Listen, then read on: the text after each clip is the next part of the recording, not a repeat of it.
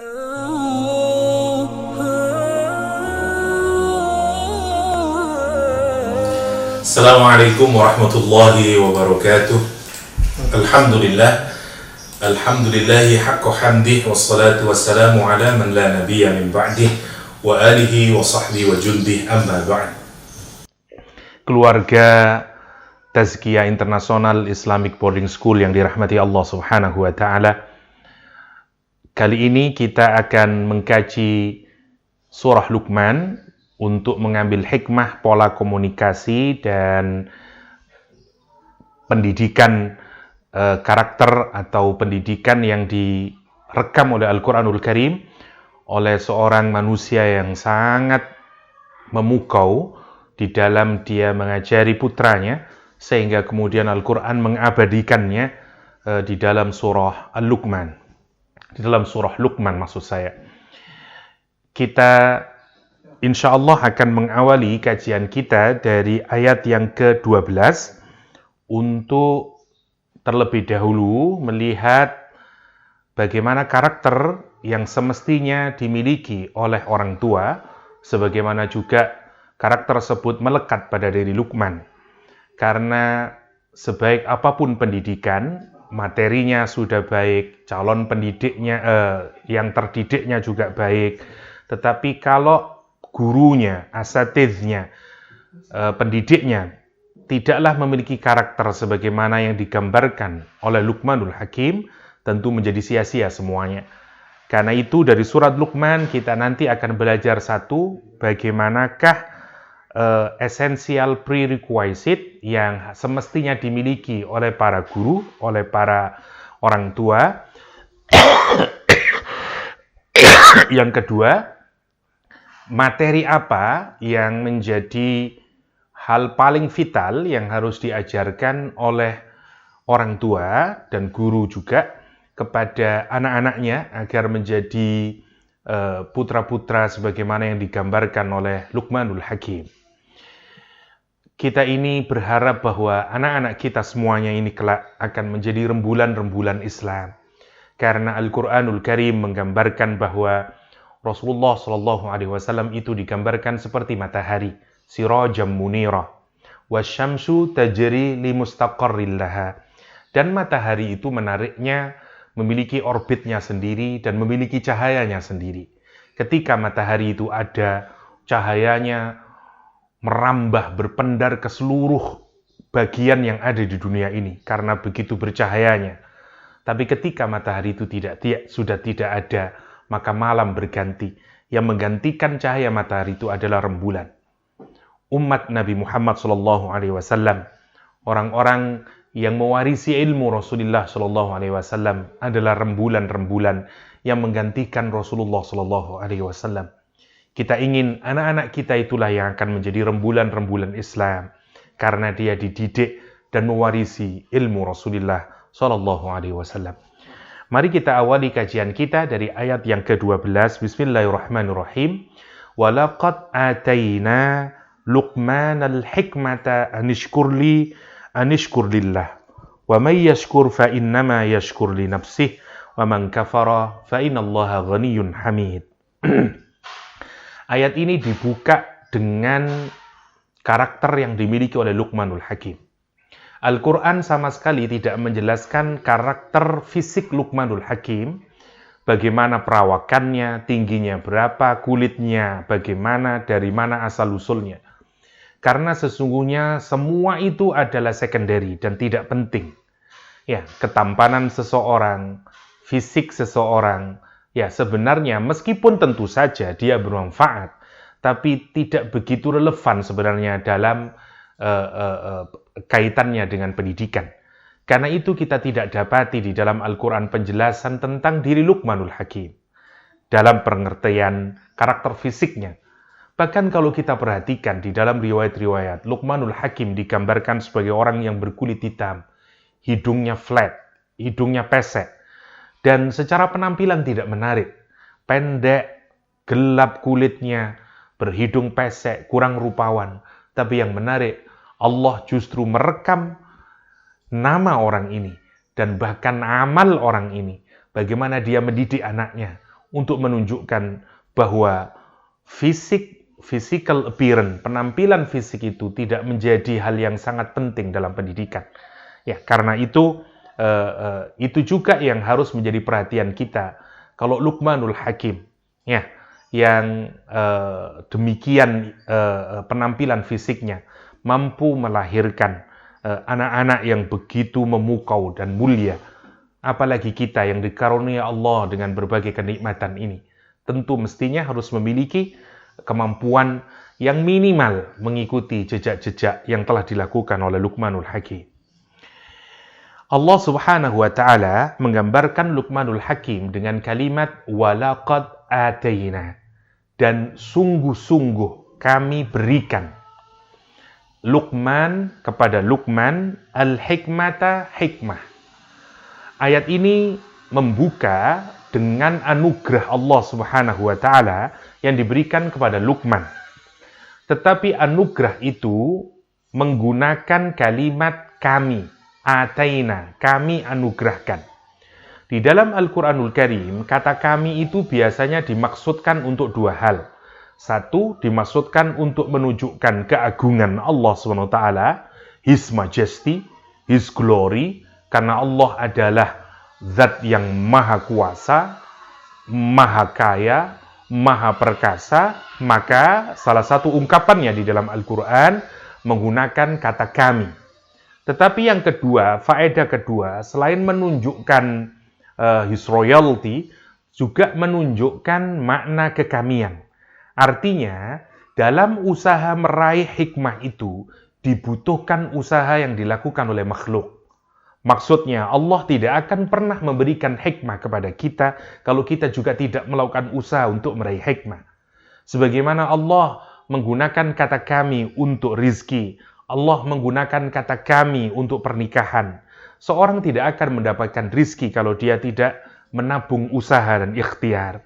Karena itu, untuk mendapatkan hikmah, harus ada dua yang aktif. Satu, kita yang berusaha untuk mendapatkan hikmah.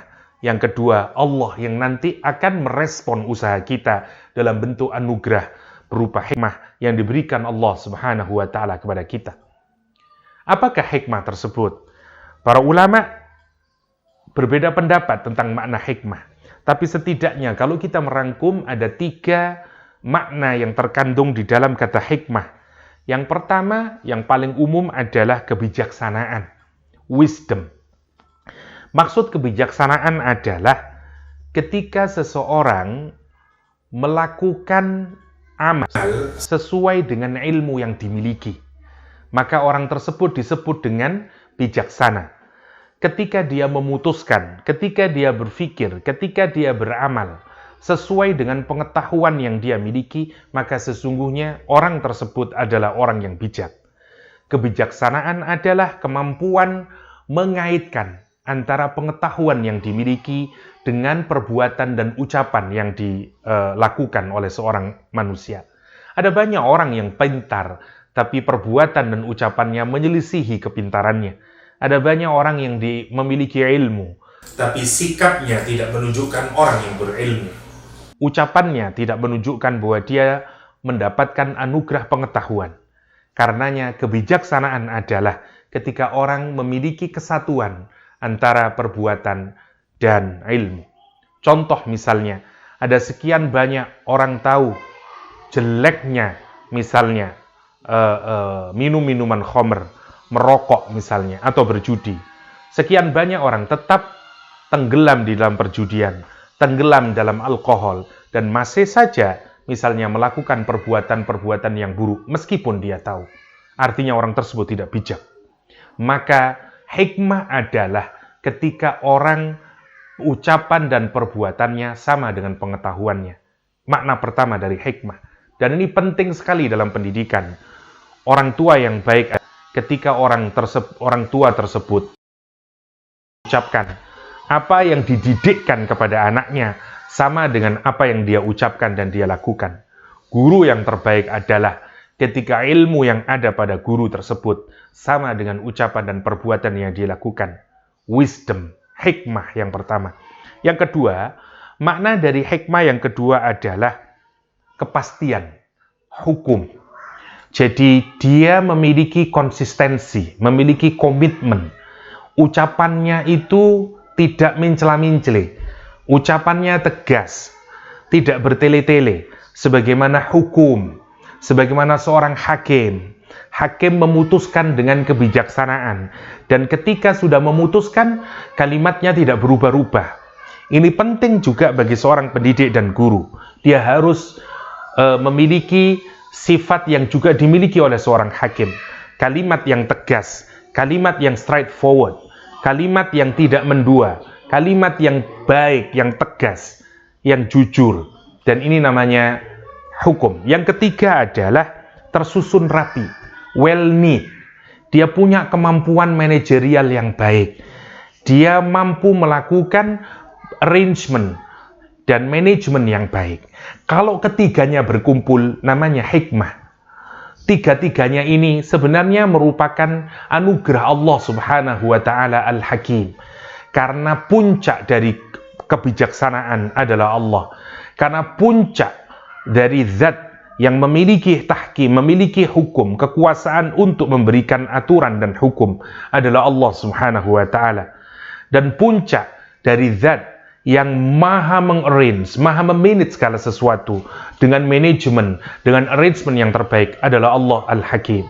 Contoh dari tiga aspek dari hikmah itu, yakni hukum, ya hikmah dengan hikam atau arrangement atau manajemen yang baik adalah pada Al-Quranul Karim.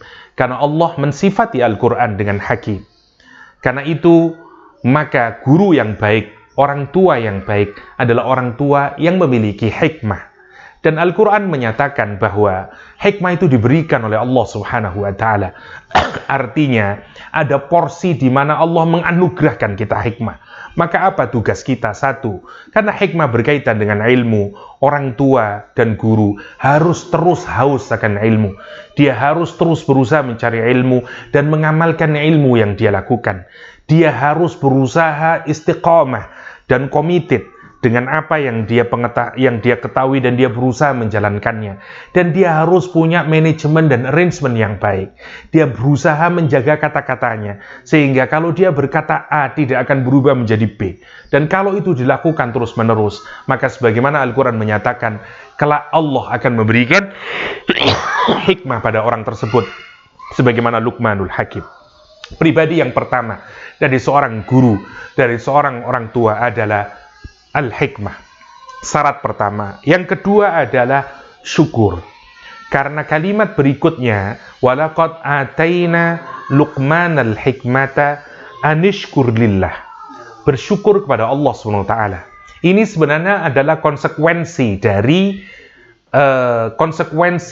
hikmah. Konsekuensi dari orang yang memiliki hikmah. Jadi bukti bahwa orang itu memiliki hikmah, bukti dari orang itu sekarang bijak, bukti dari orang itu sekarang dianugerahi Allah dengan hikmah adalah pribadinya menjadi pribadi yang penuh syukur. Dia sekarang melihat apapun saja secara mudah, syukur itu gambarannya adalah orang yang mampu melihat positive side dari apapun saja. Orang yang mampu melihat sesuatu dari sisi positifnya. Dan kesadaran ini adalah kesadaran yang dimiliki oleh orang yang memiliki hikmah. Karena itu lihat, setelah orang memiliki hikmah, maka dia akan bersyukur kepada Allah Subhanahu wa Ta'ala. Karena itu para ulama tafsir menyatakan, syukur itu adalah hikmah yang paling tertinggi. Asyukru al-hikmatul ulya. Hikmah paling tertinggi adalah syukur kepada Allah Subhanahu wa Ta'ala. Maka orang paling bijak adalah orang yang paling banyak bersyukur kepada Allah Subhanahu wa Ta'ala. Dalam kaitannya dengan pendidikan adalah, maka hal pertama yang harus dimiliki oleh seorang ayah, seorang ustadz, seorang guru adalah syukur kepada Allah Subhanahu wa Ta'ala. Syukur terhadap anugerah yang diberikan Allah kepada dirinya berupa hikmah. Syukur kepada anak didik yang dianugerahkan Allah untuk menjadi amanah dia. Syukur karena dia diberikan amanah oleh Allah berupa anak-anaknya. Ini yang harus muncul. Kenapa? Karena banyak orang tua yang tidak bersyukur dengan anak-anaknya. dengan karakter anaknya, dengan kondisi fisik anaknya. Maka syarat pertama, syarat kedua dari orang tua adalah positif terhadap anak muridnya, positif terhadap anak didiknya, positif terhadap anak-anaknya. Orang-orang sukses sepanjang sejarah adalah karena mereka memiliki orang tua yang sangat positif. Imam Syafi'i menjadi imam mazhab fikih yang sangat tersohor di dunia karena memiliki seorang ibu yang amat sangat positif terhadap Muhammad Idris Asy-Syafi'i. Al-Ghazali menjadi Ghazali karena memiliki orang tua yang amat sangat positif dalam dia memandang putranya Ghazali. Masya Allah. Demikian juga seterusnya, Isaac Newton menjadi Isaac Newton karena memiliki orang tua yang positif terhadap anaknya. Demikian juga Einstein yang bahkan diultimatum oleh gurunya karena kesusahan dia membaca sebagai anak yang kurang pintar. Kenapa kemudian menjadi orang hebat? Salah satunya adalah karena ibunya positif memandang anaknya.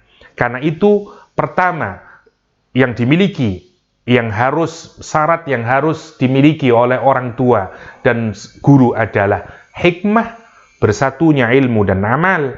Yang kedua adalah positive mind atau positive thinking, atau yang digambarkan dalam bahasa Al-Quran dengan bahasa syukur.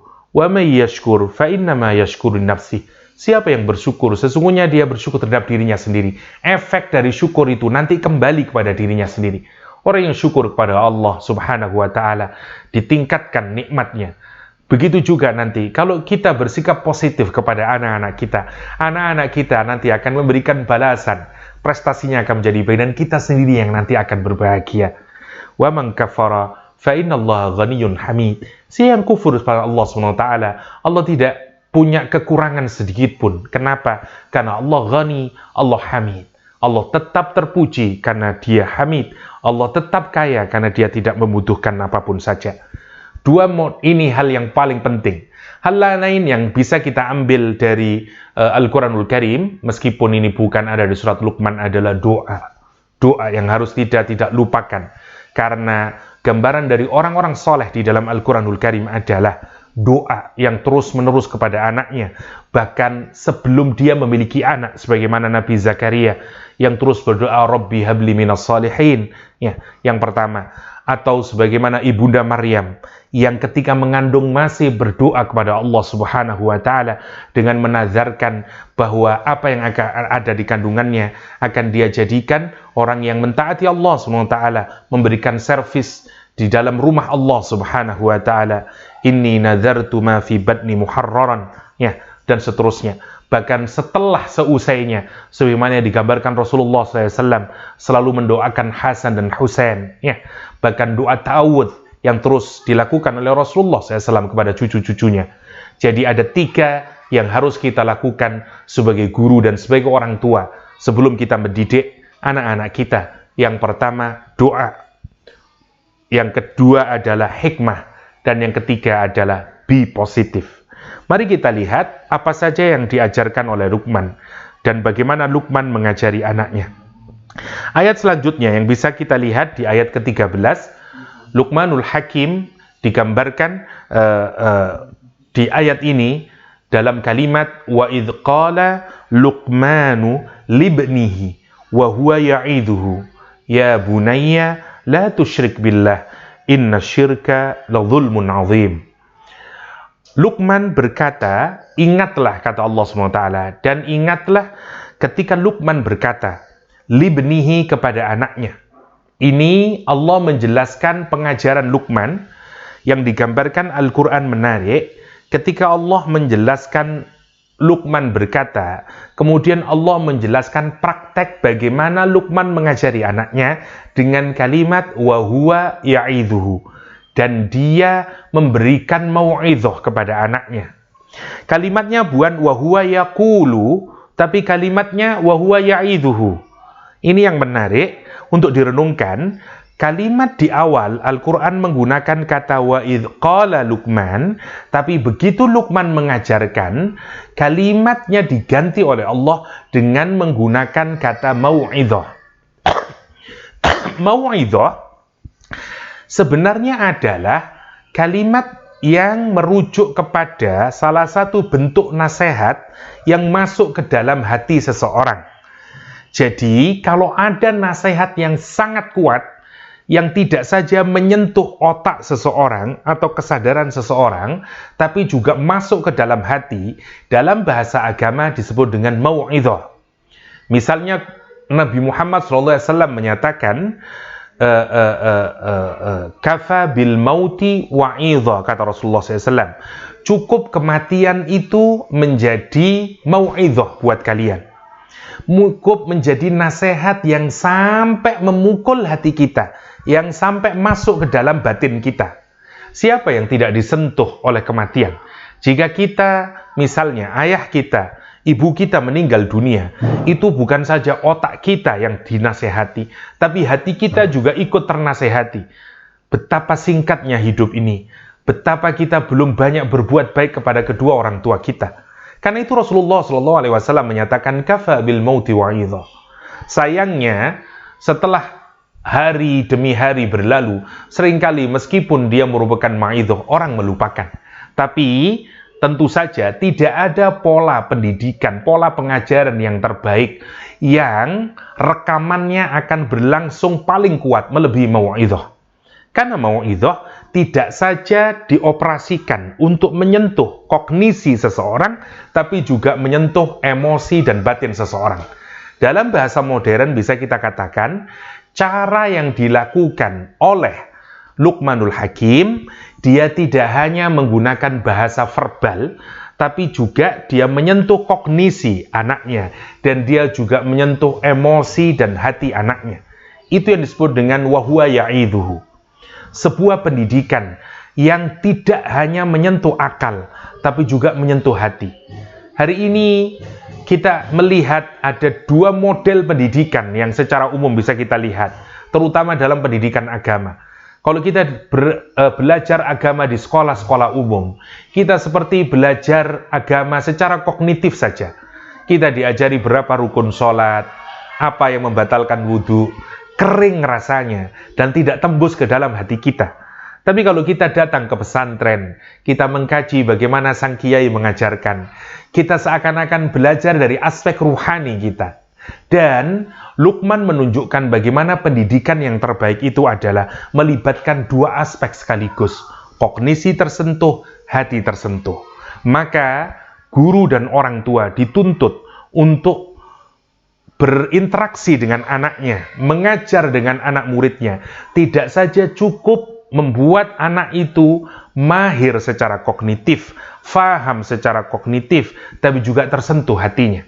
Dia masuk sampai ke dalam relung hatinya. Karena itu yang akan membuat pendidikan itu everlasting. Ya, membuat ilmu itu menancap di dalam hatinya. Lihat, berapa banyak para santri yang sudah mungkin gurunya meninggal dunia, dia masih ingat kata-kata dari gurunya. Kenapa? Karena mau'idhah. Sampai detik hari ini, ribuan, ratusan hadis masih diingat oleh banyak umat Islam. Kenapa? Karena Rasul mengajarkan dengan mau'idhah. Guru terbaik, orang tua terbaik adalah ketika dia mengajar dengan mau'idhah. Dengan mau'idhah. Itu cara mau'idhah. Dan konkretnya, menariknya Al-Quran kemudian menyatakan, contoh konkret dari mau'idhah adalah pengucapannya tidak hanya bersumber dari akal, tapi dari hati. Ada muncul rasa kasih sayang di dalamnya. Karena itu Quran menggunakan kata ya bunayya, wahai anakku sayang. Kalimatnya menggunakan bentuk jamak, bentuk isim tazghir yang menunjukkan kedekatan, menunjukkan ungkapan kasih sayang. Karena orang yang mengajarkan dengan hati, maka tidak mungkin dia mengajarkan dengan emosi, dia mengajarkan dengan amarah, dia mengajarkan dengan kekeringan hati, dia mengajarkan dengan cinta, dia mengajarkan dengan ikatan yang indah antara murid dan guru, antara orang tua dan anak. Kan itu kalimatnya, ya bunayya, wahai anakku sayang. Wahai anakku sayang, la tusyrik billah, inna syirka la zulmun azim. Jadi Al-Quran di surat Luqman ini menarik. Satu, diawali dari prerequisite, ya, prasyarat yang harus dimiliki oleh guru dan orang tua. Setelah itu, metodenya bagaimana mengajarkan. Sekarang kita beralih ke materinya. Masya Allah.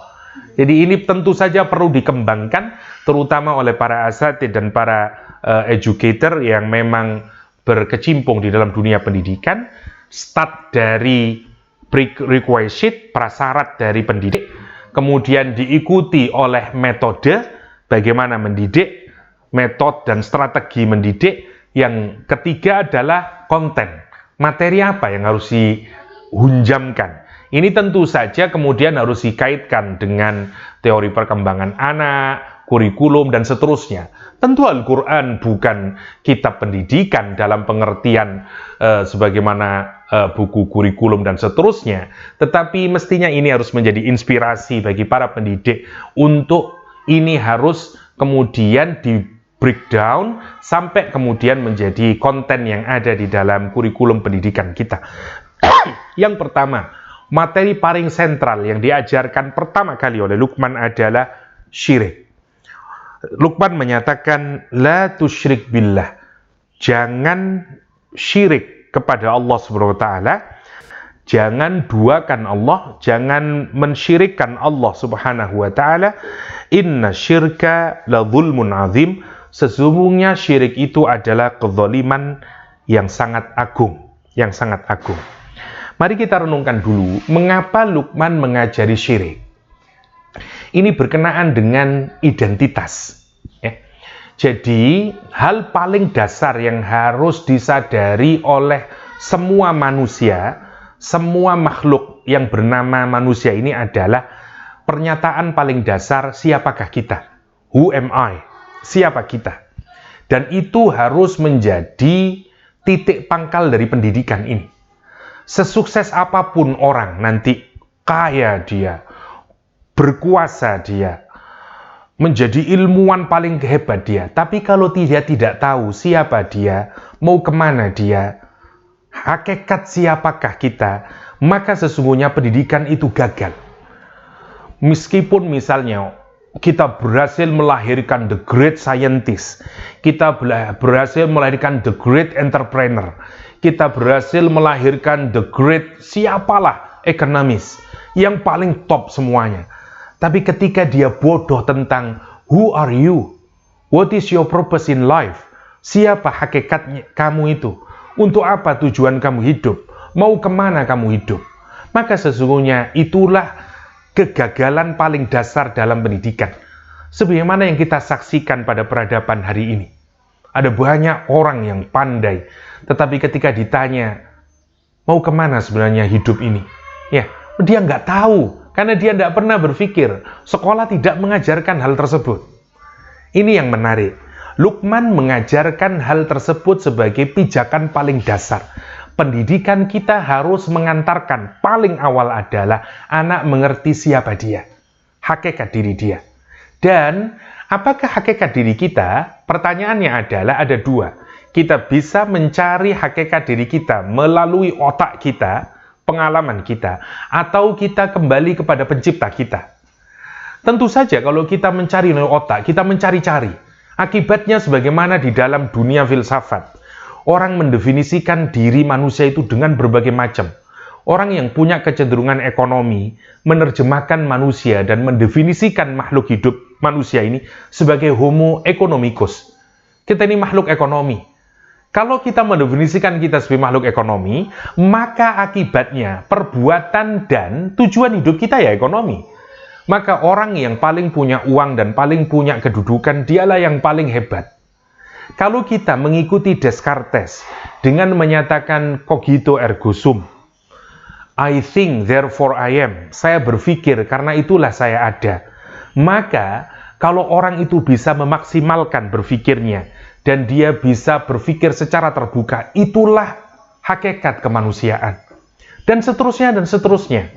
Kalau orang menganggap bahwa hakikat manusia itu adalah tubuhnya, maka dia terobsesi untuk membuat dirinya six pack, untuk paling dia menjadi orang yang paling tampan dan paling cantik. Maka lihat, alih-alih orang itu langsung menemukan kebenaran tentang hakikat diri. Kita ini meraba-raba kalau kita ini mencari dari akal dan pengalaman kita untuk siapakah diri kita. Karena itu cara yang paling mudah adalah kita kembali kepada Allah penciptanya. Karena tentu saja yang paling tahu siapa kita adalah yang menciptakan kita. Yang paling tahu Samsung adalah yang menciptakan Samsung. Dan siapa diri kita? Allah Subhanahu wa taala menyatakan, "Wa ma khalaqtul jinna wal ins illa liya'budun." Sesungguhnya Allah tidak menciptakan kita dan jin kecuali hanya untuk beribadah kepada Allah, untuk mengabdi kepada Allah, untuk beribadah kepada Allah Subhanahu wa taala. Dan lawan dari ketika kita tidak mengabdi kepada Allah adalah syirik kepada Allah Subhanahu wa taala. Karena kemudian kita tidak tahu kepada siapa kita harus mensatukan, kepada siapa orientasi hidup, karena kita kemudian mencari yang lain, dan itulah syirik. Ya, jadi itulah hakikat yang harus dihunjamkan kepada diri anak, kesadaran bahwa dia makhluk, kesadaran dia adalah hamba, kesadaran bahwa dia hidup di dunia ini untuk mengabdi kepada Allah Subhanahu wa taala, dan itu tidak boleh diduakan dengan apapun saja, karena ketika dia menduakan dengan yang lain, maka sesungguhnya dia melakukan kezaliman. Dan menarik, ini bukan berarti egoisme dalam pengertian divine, ya. Tapi mari kita renungkan, orang yang melupakan Allah dalam hidupnya, dia tidak akan pernah mendapatkan kebahagiaan. Quran menyatakan, siapa yang melupakan Allah, dia akan hidup dalam kegelapan. Ma'isyatan dongka, hidup susah, hidup sumpek. Mari kita lihat. Allah Subhanahu wa taala menyatakan, "Wala takunu kalladzi nasullaha fa'ansahum anfusahum." Janganlah kalian menjadi seperti, kata Allah Subhanahu wa taala. Seperti saja tidak boleh, apalagi menjadi orang tersebut. Seperti saja tidak boleh. Menjadi siapa? Nasullah, orang yang melupakan Allah. Pertanyaan saya, kenapa orang bisa lupa sama Allah Subhanahu wa taala? Awalnya kita ini sudah di-pre-program oleh Allah. Kita ini diberi fitrah, diberi akal sehat, diberi hati nurani, dikasih fitrah yang pasti orang itu akan mencari Allah ujungnya. Kita ini akan punya kemudahan untuk mengabdi kepada Allah. Tapi kalau orang itu keluar dari fitrahnya, maka dia akan mencari yang lain, pengganti Allah Subhanahu wa taala. Dan dia bisa mencari kepada uang, mencari kepada perempuan, mencari pada kekuasaan yang tujuannya untuk membuat dia bahagia. Maka dia akan mencari namanya replacement dalam bahasa psikologi. Tidak bisa, kita ini, kalau bahasanya Ibnul Qayyim Jauziyah, kita ini merindu kepada Allah. Tidak mungkin, karena itu disebut Allah.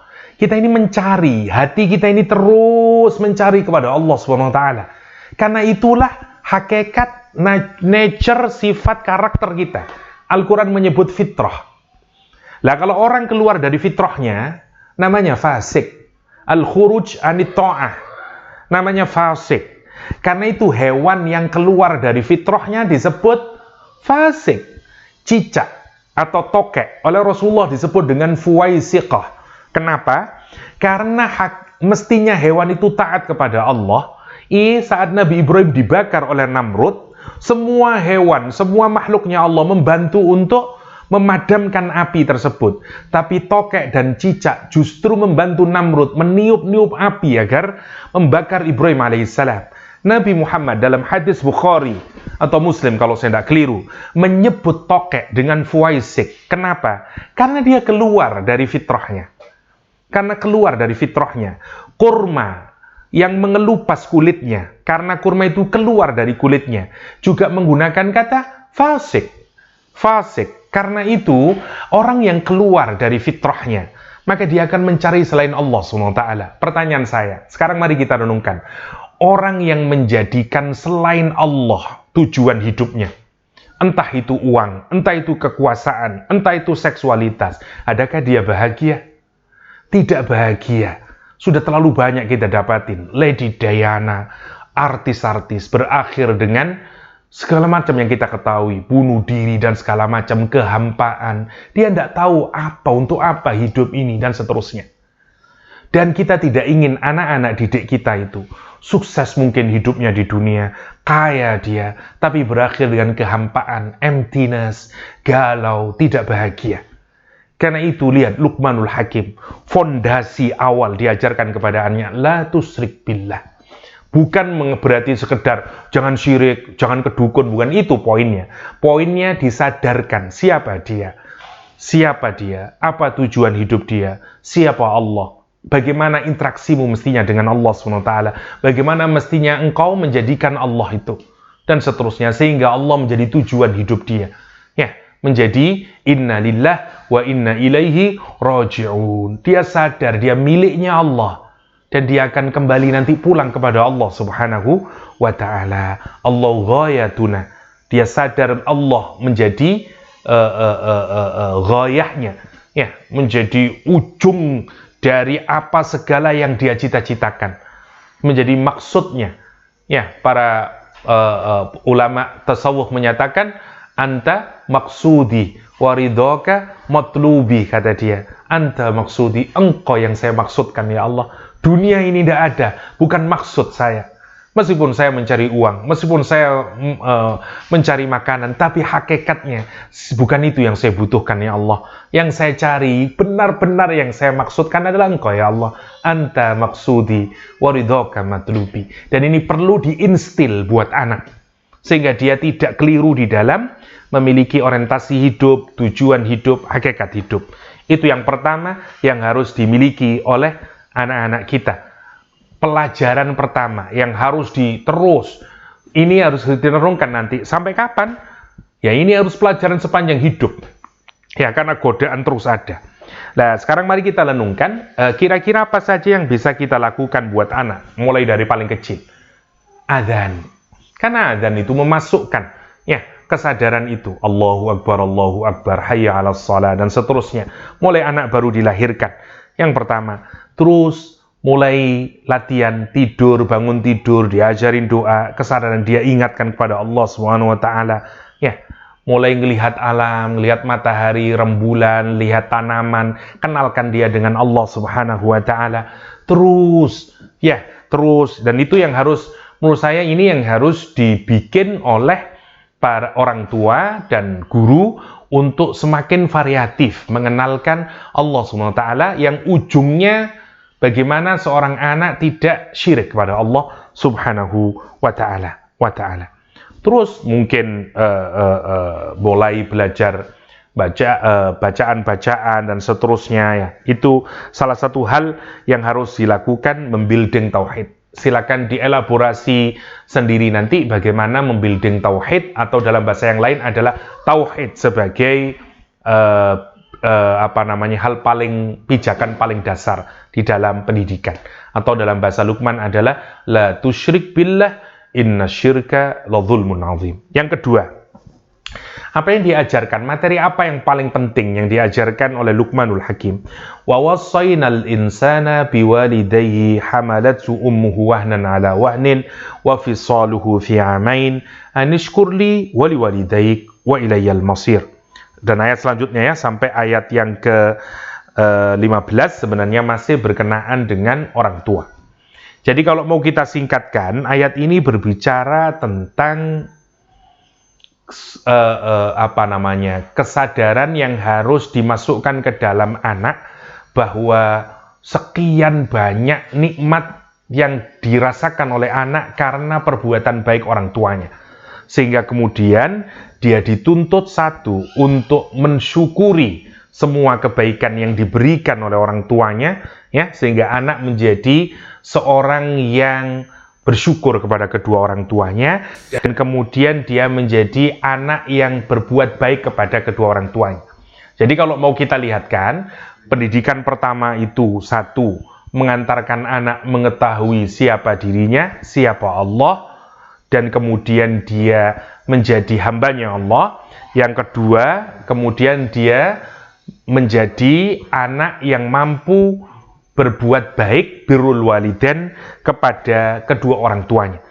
Ini pendidikan juga yang paling penting, Sekali lagi, bahwa sebelum materi-materi yang lain yang diajarkan oleh Al-Quranul Karim, ya berkenaan dengan pendidikan karakter kepada anak didik kita adalah setelah kepada Allah, kepada orang tuanya. Kepada orang tuanya. Wa wassainal, dan kami wasiatkan. Kalimatnya bahkan menggunakan kalimat wasiat. Kami wasiatkan untuk sesuatu yang amat sangat penting. Dan ini kalimat cinta sebenarnya. Karena wasiat itu muncul karena ada relasi antara ayah dan anak. Ini di dalamnya ada cinta, di dalamnya ada urgensi, di dalamnya ada kasih sayang, di dalamnya ada sesuatu yang sangat kritikal dan penting. Ya. Wa wassainal insan, kami wasiatkan. Masya Allah, Allah yang mewasiatkan kepada siapa? Kepada manusia. Biwalidayhi, kepada orang tuanya disuruh ngapain dia? Anishkurli wali walidaik. Bersyukur kepada Allah, bersyukur kepada kedua orang tuanya. Lihat, tadi setelah dia menyadari siapa dirinya, siapa Allah, dengan seluruh kesadaran itu, ujungnya adalah dia menjadi pribadi yang bersyukur pada Allah. Setelahnya, baru kemudian dia di-building untuk menjadi pribadi yang bersyukur kepada kedua orang tuanya. Kedua orang tuanya. Ini yang penting. Ilayyal masir. Ilayyal masir. Nah, apa yang harus, beberapa hal mungkin yang bisa kita, mungkin nanti bisa dibesarkan, di breakdown sendiri lebih banyak. Ya, beberapa hal, misalnya satu yang harus dilakukan oleh kita, terutama orang tua, ya, agar anak-anak kita ini menjadi anak-anak yang taat kepada kedua orang tua, berbuat baik kepada kedua orang tua, atau bahasa surat Luqman bersyukur kepada kedua orang tua. Satu, doa. Doain anak kita untuk menjadi anak-anak yang baik, anak-anak yang bersyukur kepada kedua orang tuanya. Yang kedua, walk the talk.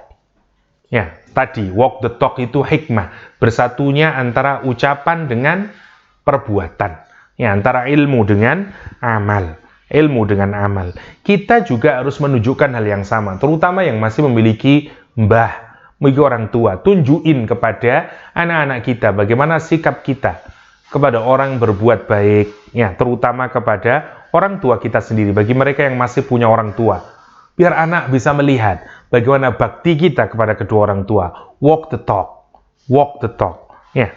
Atau kalau kita tidak punya kepada orang tua, siapalah? Kalau ada orang yang berbuat baik, apa respon yang bisa kita lakukan?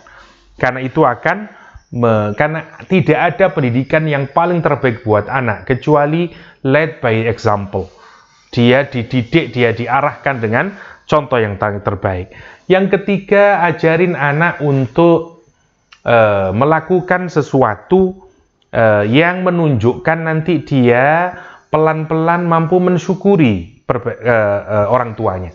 Misalnya, ayahnya mau datang. Contohnya misalnya, yuk ayah mau datang nih, ayo kita siapkan, dan seterusnya dan seterusnya. Itu contoh-contoh kecil yang harus dilatih kepada anak-anak agar dia mampu bersyukur kepada kebaikan yang diberikan oleh orang tuanya. Bukan rasa capek yang ditunjukkan, karena itu nanti tidak muncul sikap syukur, ya. Seperti misalnya orang tua yang menyatakan, mama ini sudah capek, tolong dong. Bukan begitu, karena itu tidak akan memunculkan rasa syukur. Kenalkan dia dengan kebaikan, dan kemudian apa yang semestinya dilakukan sebagai respon atas kalau kita menerima kebaikan. Itu yang akan melejitkan syukur. Ya, saya kira bisa digambarkan dengan cara-cara yang lain. Ya, oke. Dan apalagi yang harus di-building agar anak itu tumbuh rasa syukurnya, puji dia, hargai dia. Kalau dia berbuat baik kepada kita, kepada orang tuanya, kepada kakaknya yang sudah berbuat baik. Karena pujian itu akan mengenalkan dan menghunjamkan dia bahwa ini good. Ya, ini penting untuk di-building sehingga anak nanti punya kesadaran untuk mensyukuri nikmat yang dia peroleh,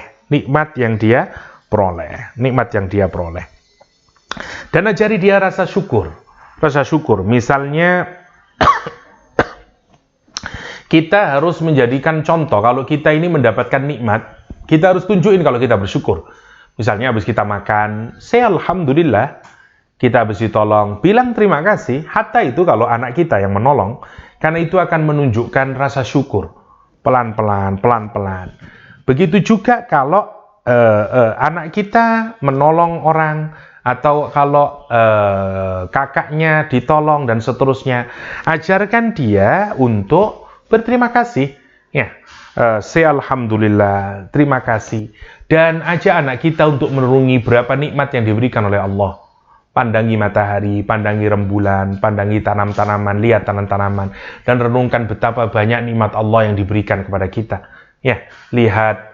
Bisa dari mana-mana pun, yang jelas kenalkan anak-anak kita dengan nikmat yang diberikan oleh Allah, nikmat yang diberikan oleh orang tua, ya, sehingga dia muncul rasa syukur dan bagaimana merespon nikmat.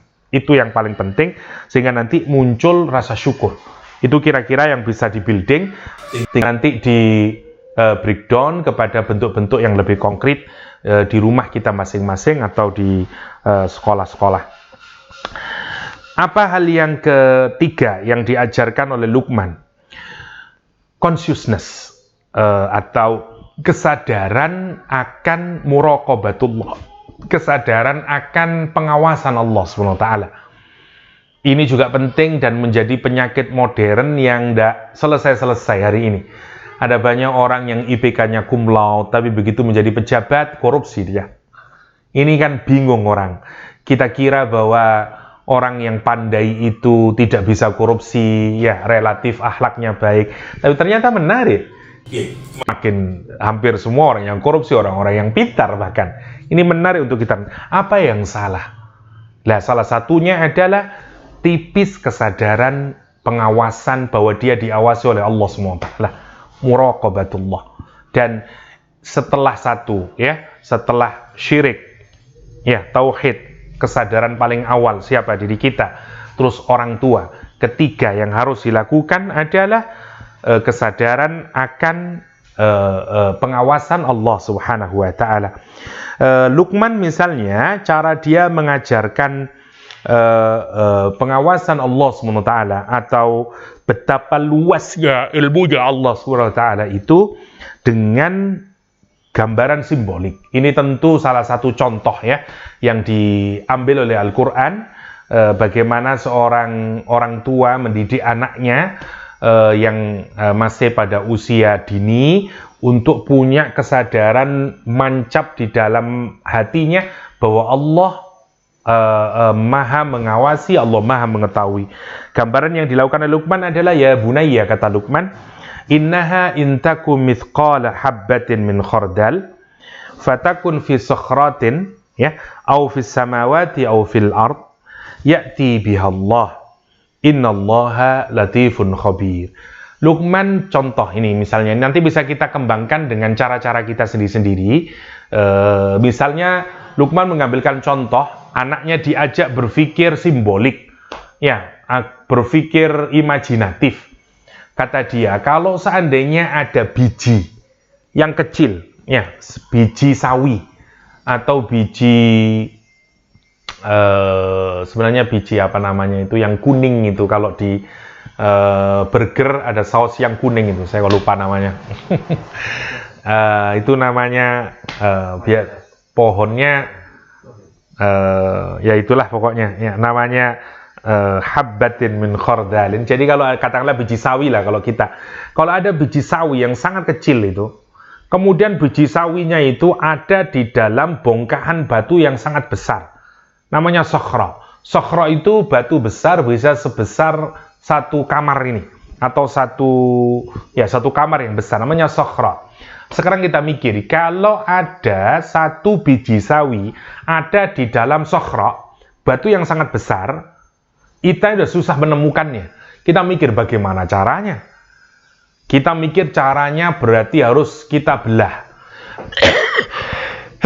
Dan pertanyaannya, kalau kita membelah, adakah kemungkinan biji sawi tersebut kena pukul kita sehingga makin hancur dan tidak ketemu? Sangat mungkin. Maka itu menjadi, wah, tidak mungkin ketemulah biji sawi itu.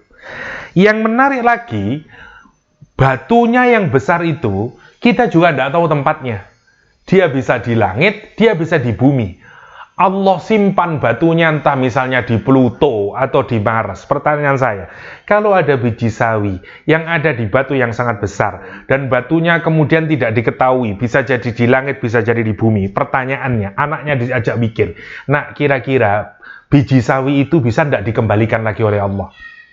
Ini sebenarnya cara ngajar simbolik dengan menyatakan, kalau menurut semua yang dimiliki oleh manusia, pengetahuan, kekuatan manusia, sudah tidak mungkin lagi. Itu bahasanya sebenarnya. Kalau semua teknologi, semua ilmu, semua apapun yang dimiliki oleh manusia untuk berusaha mendatangkan kembali biji itu, sudah tidak mungkin lagi. Itu sebenarnya yang mau diajarkan oleh Luqman. Kira-kira pertanyaannya, bisa tidak biji sawi itu dikembalikan? Luqman menyatakan, ya'ti bihallah. Kalimat yang dipakai bukan yaji'u, tapi ya'ti ya. Jadi, sangat mudah Allah mendatangkannya kembali. Masya Allah. Untuk menunjukkan apa?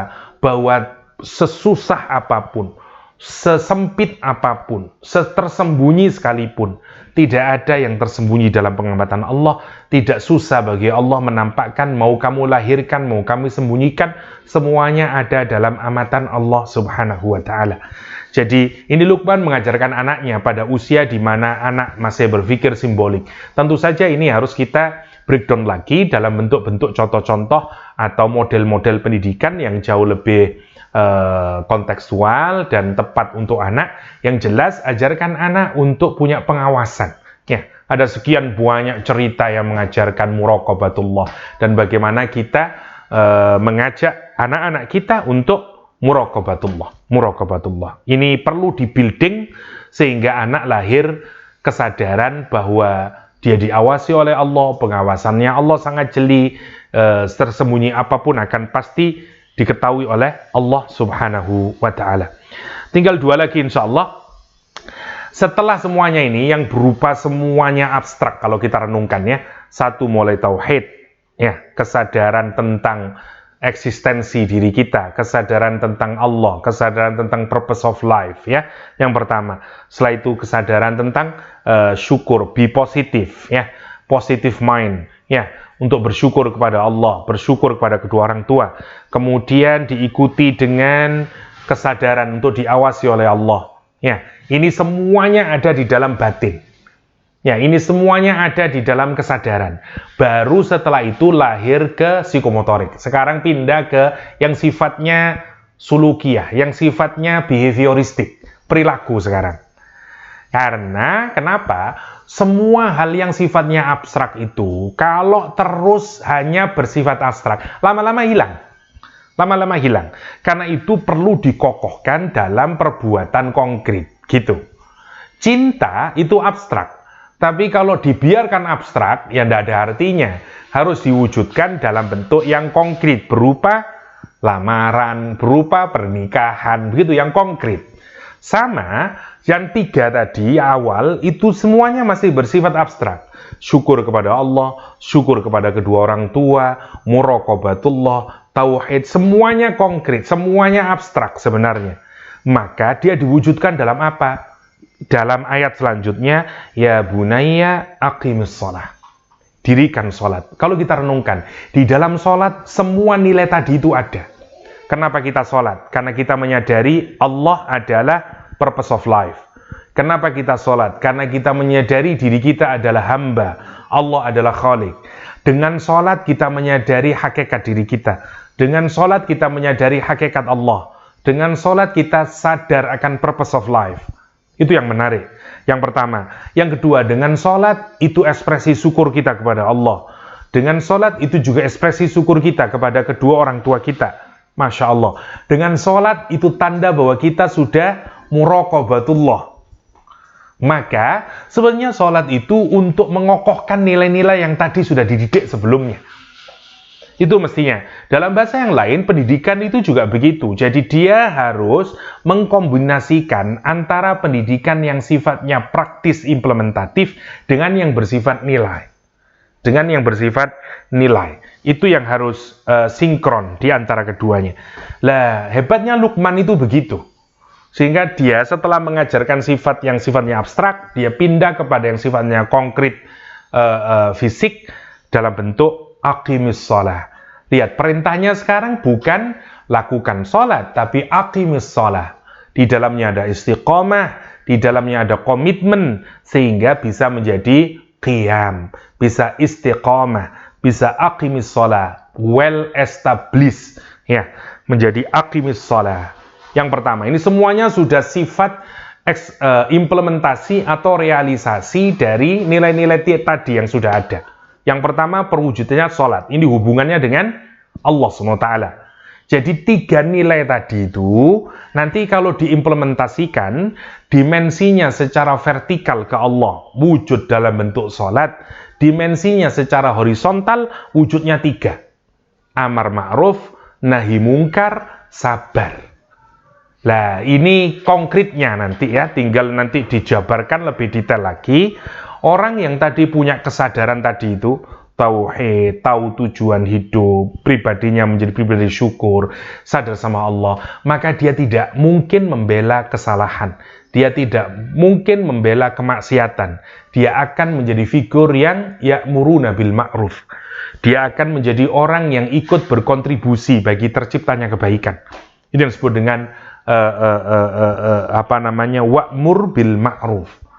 Pasti itu, karena komitmennya itu, kemudian dia akan terlibat. Kita juga harus melatih anak-anak kita untuk punya kontribusi terhadap kebaikan, untuk terlibat di dalam kebenaran. Ya, itu penting. Misalnya bagaimana kita melatih anak kita dalam sedekah, melatih anak kita membantu orang lain, melatih anak kita, itu namanya wa'mur bil ma'ruf. Bukan hanya dalam ucapan, termasuk tindakan. Terusnya, wanhanil mungkar. Dia mencegah dari sesuatu yang mungkar. Dia tidak akan diam. Menjadi pribadi yang kalau dia melihat kemungkaran, dia berusaha untuk mencegahnya. Tentu dengan cara-cara yang baik. Dan ini yang akan menjadi pribadi orang ini. Masya Allah, ini pribadi yang sangat mulia. Muncul dalam karakter yang demikian. Yang terakhir, wasbir alama ashabak. Dia bukan orang yang cepat futur, bukan orang yang kemudian cepat give up kalau dia mendapatkan musibah, tantangan dalam hidup. Wasbir alama ashabak. Dia sabar kalau dia mendapatkan tantangan dalam hidup, dapat musibah. Jadi kapan ini? Setelah mampu semuanya ya. Kalau sholat katakanlah usia 7 tahun, mulai balik katakanlah. Ini orang sudah mulai semua kesadaran tadi yang dimasukkan. Ini menariknya Islam. Bedanya dengan kita adalah kita didik anak mulai dari sholat dulu, tapi kosong dulu, isinya kosong, kita ajarin prakteknya dulu. Ini sebaliknya kalau Luqmanul Hakim, dia ajarin kontennya dulu, baru diajarin prakteknya, baru sholat, baru kemudian amar ma'ruf, nahi mungkar, baru sabar, alama ashabak, inna dzalika min azmil umur. Setelah semuanya baru, setelah hal yang paling prinsipil ini, sehingga dia menjadi karakternya, saya tidak berpanjang-panjangnya, tapi singkatnya adalah ini harus menjadi karakter anak. Karakter pribadi seorang muslim, yang sudah tadi memiliki nilai. Dari yang tadi itu nilai-nilai yang sifatnya abstract values, ya, yang kemudian menjadi implementasional practices, ya, praktek-praktek yang bisa diimplementasikan, ya, namanya tadi itu sholat, amar ma'ruf, nahi mungkar, wasbir ala ma'ashabak. Habis itu baru ke karakter pribadi. Lihat, ini yang menarik. Baru setelah selesai semuanya, ya, nanti dijabarkan sendiri bagaimana mendawamkan anak untuk bisa sholat, bagaimana ngajarin anak untuk amar ma'ruf, bagaimana ngajarin anak untuk wanhanil mungkar, bagaimana mengajarin anak wasbir ala ma'ashabak. Itu semuanya harus difikirkan dan di-building kira-kira nanti apa saja yang bisa dilakukan. Misalnya kalau sholat kita semuanya udah tahu kan? Ya, tentu saja yang pertama doa agar anak kita rajin sholat. Robbi ja'alni muqimas shalah wa min dzurriyyati. Itu penting. Ya, doa sholat. Jadikan sholat itu penting dalam kehidupan kita. Orang tua harus menunjukkan bahwa sholat itu hal penting sehingga anak juga menyadari ini hal yang penting. Ya, terus ajarin anak, ajak anak sholat bersama dan segala macamnya. Itu menurut aqimis shalah. Demikian juga nanti wa'mur bil ma'ruf, tunjuin anak. Ringan tangan kita nolong orang, yang bukain pintu. Ya, ada satu tradisi misalnya di Jerman, kalau kita buka pintu dan di belakang kita ada orang, maka orang di depan harus menahan dulu sampai orang di belakang kita masuk. Dan itu salah satu tradisi orang Jerman. Menarik, kita tidak mungkin bisa punya tradisi itu kalau itu tidak diajarkan sejak dari kecil. Nah, tradisi-tradisi begini, ini namanya wa'mur bil ma'ruf. Nah, kita ini harus menjadi leader di dalam mentradisikan al-ma'ruf. Al-ma'ruf. Dan juga wanhanil munkar. Wanhanil munkar. Jangan sampai kita ini hanya wa'mur bil ma'ruf, tapi tidak ada wanhanil munkar. Sehingga juga tidak akan efektif, kita nanti akan membuat masyarakat yang baik. Terakhir, wasbir alama asobak. Dan yang paling terakhir adalah, kalau mau kita singkat, adalah humbleness. Humbleness kepada kepada anak kita. Ngajarin tawadhu kepada anak. Ini karakter batin sudah. Jadi yang tadi involve-nya dia di masyarakat, sekarang karakter pribadi dia. Bagaimana dia ngomong, bagaimana anak berbicara, ini sudah karakter akhlaknya dia. Yang harus ada pada diri anak kita. Dan itu diletakkan paling terakhir. Akhlak diletakkan paling terakhir oleh Al-Quranul Karim. Ya, jadi wala tusair khaddaka linnas, ya. Wala tamshi fil ardi maraha. Innallaha la yuhibbu kulla mukhtalin fakhur. Waqsid fi masyik. Waghdud min sautik. Inna ankaral aswat la sautul hamir. La sautul hamir, kata Al-Quranul Karim. Jadi ini beberapa hal yang diajarkan berkenaan dengan bagaimana kita mendidik anak-anak kita menjadi anak-anak yang humble, yang tawadhu, yang rendah hati. Yang pertama, la tusair khaddaka linnas. Ya. Kita ini dilarang oleh Al-Quranul Karim untuk tidak memberikan perhatian kepada orang lain, untuk bersifat acuh kepada orang lain, untuk untuk merendahkan orang lain, untuk meremeh-temehkan orang lain. Ya, sebentar kok hilang ini.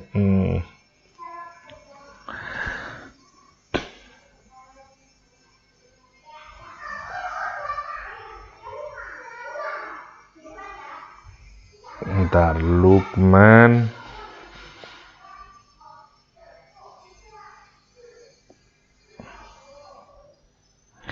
La tusair khaddaka linnas, kata Allah SWT, ya. La tusair khaddaka linnas, jangan palingkan mukamu kepada manusia. Maksudnya tidak ada perhatian. Sekarang kita diajari interaksi antar individu, ya.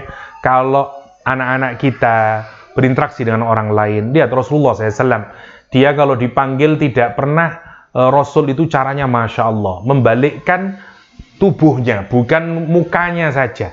Ini salah satu bentuk perhatian Rasul kepada orang lain. Ini akhlak yang mulia, Masya Allah, ya. Yang pertama, la tusair khaddak, ya. Jangan memalingkan muka karena sombong. Siapa dia itu? Ya, ini untuk menunjukkan kesombongan. Rasulullah SAW pernah bertemu dengan Abu Jahal. Abu Jahal itu sa'ir khaddaka, ya, jadi dia memalingkan muka dan berjalan dengan sombongnya. Rasulullah SAW, sebagian riwayat dituturkan dipegang bajunya Abu Jahal oleh Rasulullah SAW dan menyatakan Rasulullah SAW, aula laka fa'aula, kata Rasulullah SAW. Aula dari kata wailun lak, awailun. Awailun kemudian berubah menjadi aula. Jadi kemudian apa? Kata Rasulullah, celaka kamu, kata Rasulullah SAW. Apa kata Abu Jahal? Hei Muhammad, kamu nakut-nakutin saya ya. Sesungguhnya kamu dan Tuhanmu tidak bisa mencelakakan saya. Karena saya ini orang paling terkuat, kata dia, kata Abu Jahal. Turun ayat Al-Quranul Karim, aula laka fa'aula, thumma aula laka fa'aula. 4 kali Allah mencelakakan orang yang modelnya seperti Abu Jahal ini. Masya Allah. Para ulama tafsir menyatakan celaka di mana saja mereka. Celaka hayyan, celaka indal maut, celaka ketika dia dibangkitkan dari kubur, dan terakhir celaka saat dia nanti dimasukkan ke dalam nerakanya Allah SWT. Masya Allah. Ini kita tidak ingin. Salah satu pribadi yang buruk adalah ketika dia tidak bisa menghargai orang lain. Dan kalau kita lihat sumbernya, semuanya ini karena apa? Karena tadi itu, tata nilai yang tidak benar, filsafat hidup yang salah, cara pandang yang salah, atau bahasa modernnya world view yang salah. Itu yang salah. Hari ini kan kita diajarkan tentang HAM. Coba renungkan, kenapa ada orang yang menahan diri untuk bisa berbuat baik, padahal dia tidak punya agama? Karena dia diajarin tentang HAM, diajarin tentang human right, diajarin itu sebenarnya. Ini kan kita lucu, kalau ngelihat orang tidak punya agama, tapi dia tidak mau nyakitin orang lain. Kalau ditanya kenapa? Yalah, human right. Saya kalau nanti saya kena hukum. Sekarang kita renungkan, kita ini punya agama yang beautiful. Kita punya tentang konsep tujuan hidup, Allah, dan segala macamnya. Kenapa kita tidak bisa melahirkan perilaku akhlak yang indah? Kenapa kita tidak menjadi sebagaimana gambaran para sahabat dulu yang Masya Allah, yang tidak ada yang la tusair khaddaka linnas. Menarik kalau kita benar. Yang pertama, wala tamshi fil ardi maraha. Tidak berjalan dengan sombong. Tidak gumede bahasa Jawanya. Ya, berjalan dengan sombong, ya, yang digambarkan oleh Al-Quranul Karim seperti di lehernya ini seperti ada di surat Yasin, ya, fi a'naqihim aghlalan, ya, warna sombongnya dia. Masya Allah, digambarkan oleh Al-Quranul Karim. Dan nanti di akhirat dia dihukum dengan cara yang sama. Di sininya dikasih aghlal, Masya Allah. Ya, ini mulai diajarin cara dia berinteraksi dengan orang, bagaimana dia berjalan. Innallaha la yuhibbu kulla mukhtalin fakhur. Waqsid fi masyik, Masya Allah. Sederhana dalam jalan. Ya, ini menarik ya, jalan menjadi hal yang serius karena orang membanggakan. Kalau sekarang mungkin bukan jalan. Ya, sekarang udah macam-macam. Ya, cara kita ngegas sepeda motor karena sepeda motor kita baru. Cara kita membunyikan horns kita, ya, karena mungkin kita baru beli, padahal masih kredit misalnya, dan seterusnya. Orang bisa berubah. Yang menarik ini ya, yang menarik. Kalau dulu mungkin berjalan, sekarang menarik. Begitu kita ganti sepeda motor baru, ganti mobil baru, ganti baju baru, itu merubah juga perangai kita. Kita merasa lebih dari orang lain. Ini yang menarik untuk kita renungkan. Kenapa Quran bicara tentang wala tamsi fil ardi maraha waqsid fi masyi? Karena itu. Kalau tidak percaya, cobalah kita datang ke reuni, teman kita semuanya bawa sepeda motor, kita datang dengan membawa katakanlah Fortuner baru, beda itu rasanya itu. Dan kita merasa nyepelein orang lain. Kita merasa dia gagal itu. Masya Allah, itu yang menarik. Kenapa Quran bicara wala tamshi fil ardi maraha waqsid fi masyika? Karena itu akan merubah penampilan kita dan segala macamnya. Itu tidak bisa kita sembuhkan kecuali kita punya cara berpikir yang benar sejak awal. Kita tahu siapa kamu itu. Kamu hamba Allah. Kecuali kita sudah istiqomah, kita sujud dalam sholat. Karena kita sadar, we are nothing. Karena kita selalu sujud di hadapan Allah SWT. Itu yang kenapa pendidikannya Luqman itu menjadi istimewa. Karena dia berhasil nanti menjadikan anak-anak didik menjadi anak-anak yang sempurna. Batinnya sempurna, akalnya sempurna, perilakunya sempurna, akhlaknya sempurna.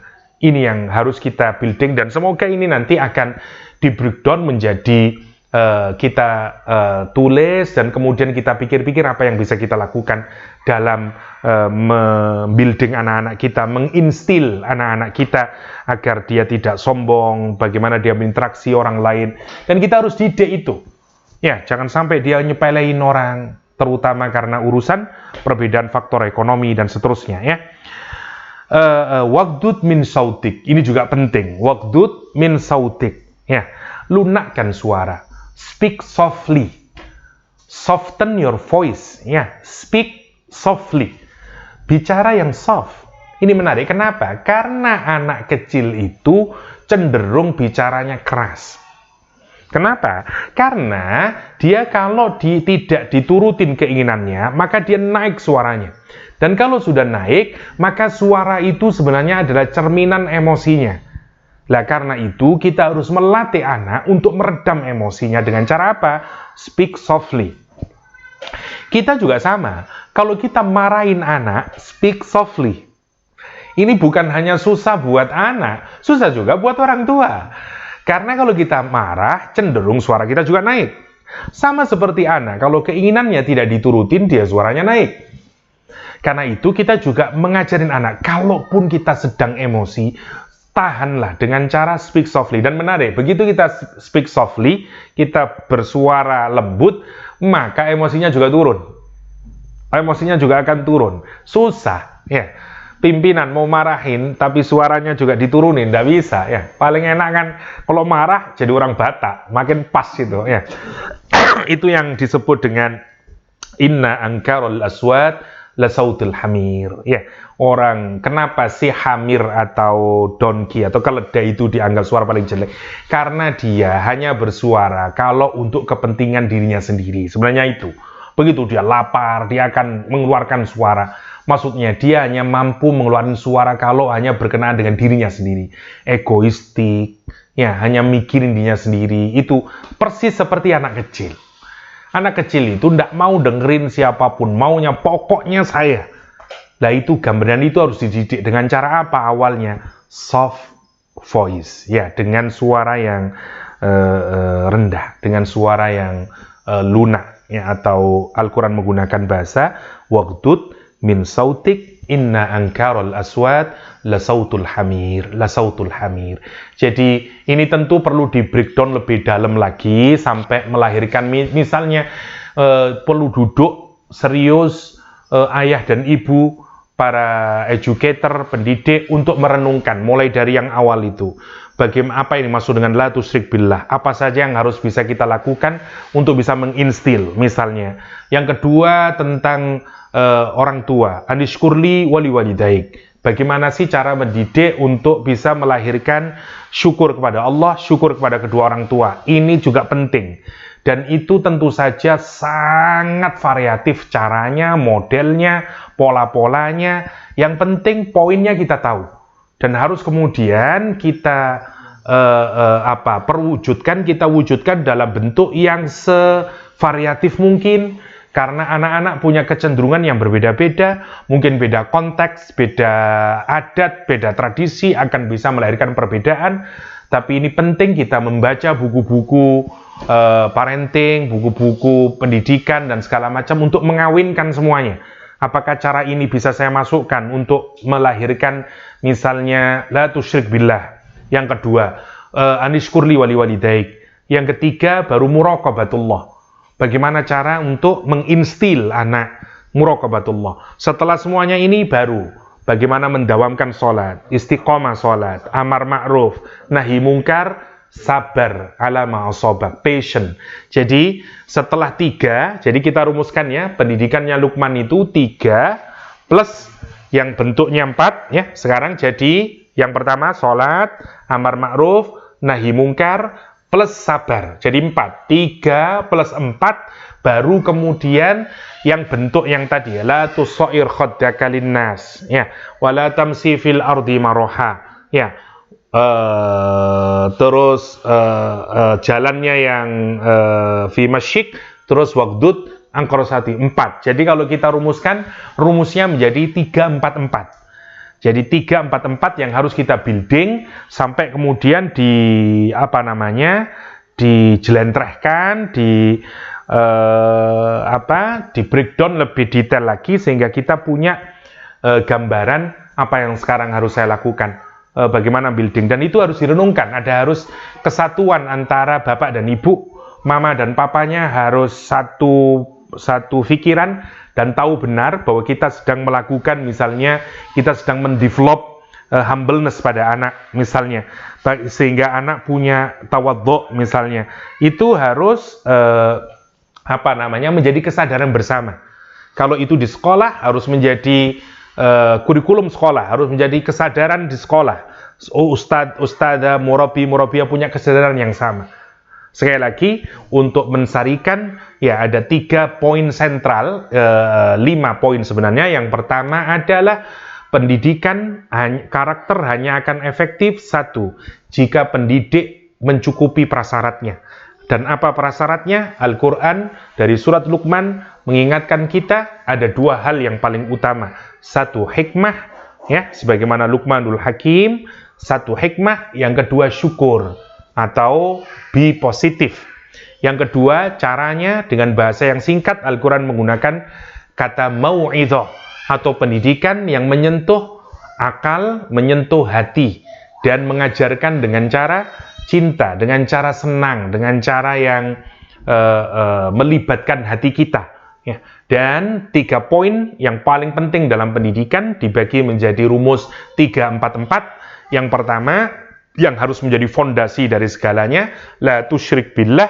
Yang kedua adalah washkurli wali walidaik. Yang ketiga adalah muraqabatullah. Setelah 3 ini, ikuti dengan 4 yang merupakan implementasi atau bagaimana nilai ini kemudian makin dikuatkan dengan sikap. Dan sikap yang diajarkan, ini behaviorisme. Yang keempatnya adalah 1, sholat. Yang kedua, amar ma'ruf. Ketiga, nahi mungkar. Yang keempat, wasbir ala ma'asabak. Setelah itu semuanya, mulai kita membuilding akhlak pada anak, di interaksi pada anak. Bagaimana? Yang pertama adalah jangan memalingkan muka, la tusair khaddaka linnas.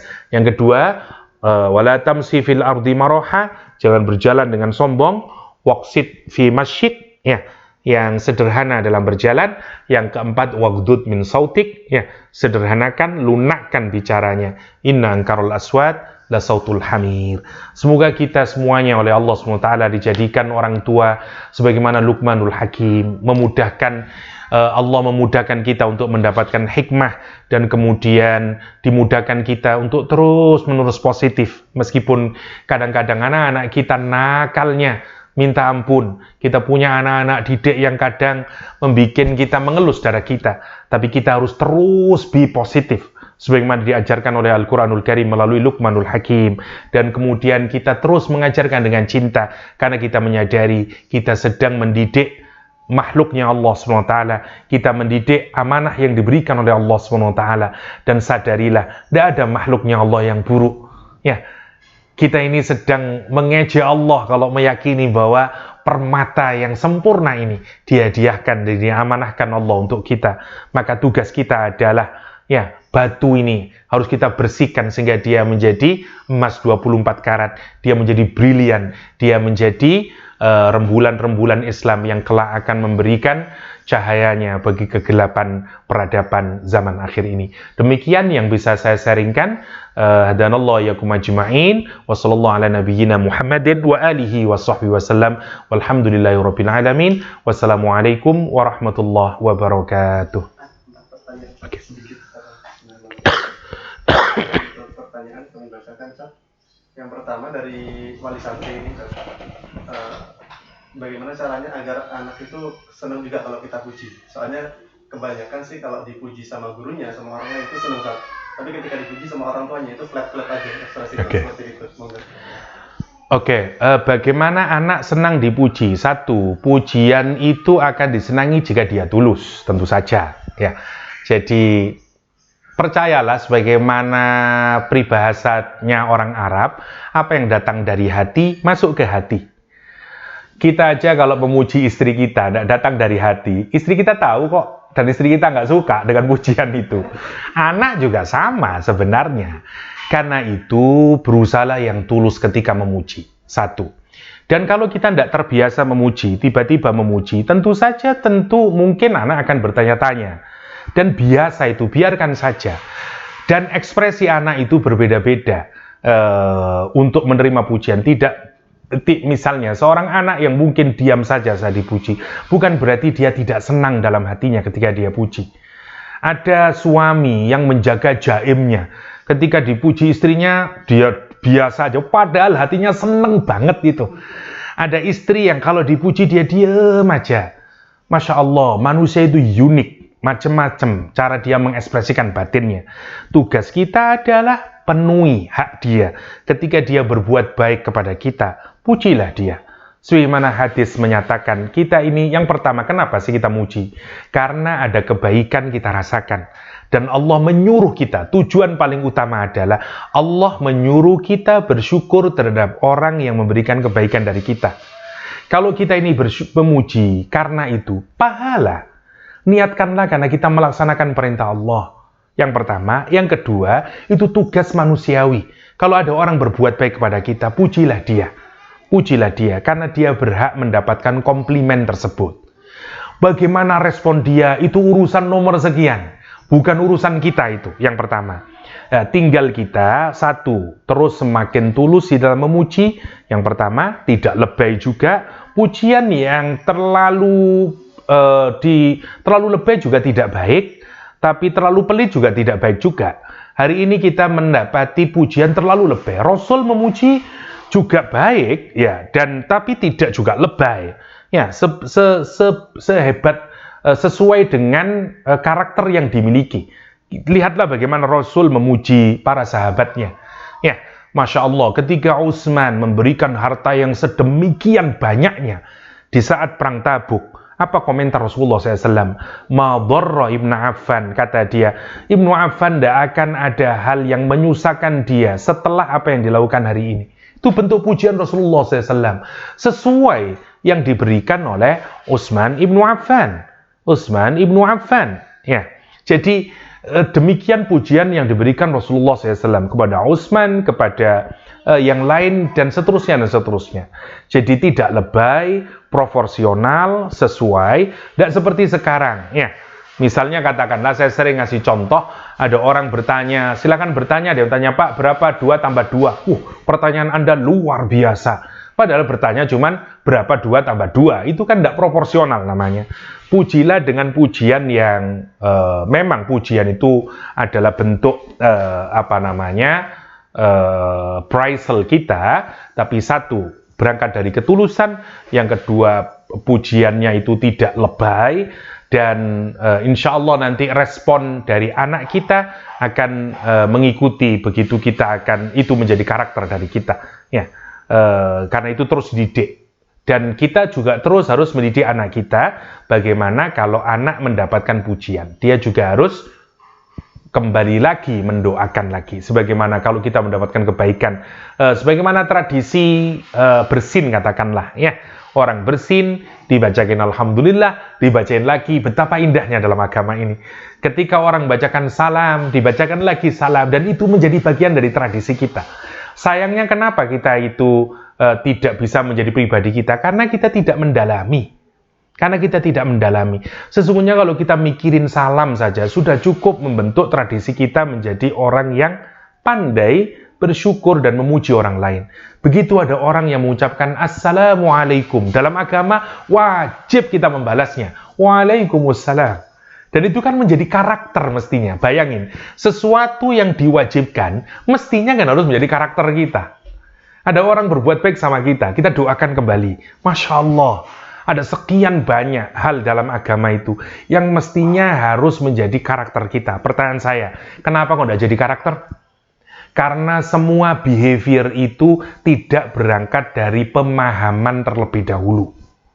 Luqman mengajarkan sholat setelah diawali dengan pemahaman. Ada pemahaman dulu, baru sholat, amar ma'ruf, nahi mungkar, dan seterusnya. Kita ini ada sekian banyak. Ada hak tetangga, ada hak macam-macam, ya. Ada hak orang yang mati, ada macam-macam. Kalau semuanya itu kalau kita renungkan, mestinya akan membuat karakter pada diri kita. Pertanyaannya, kenapa enggak?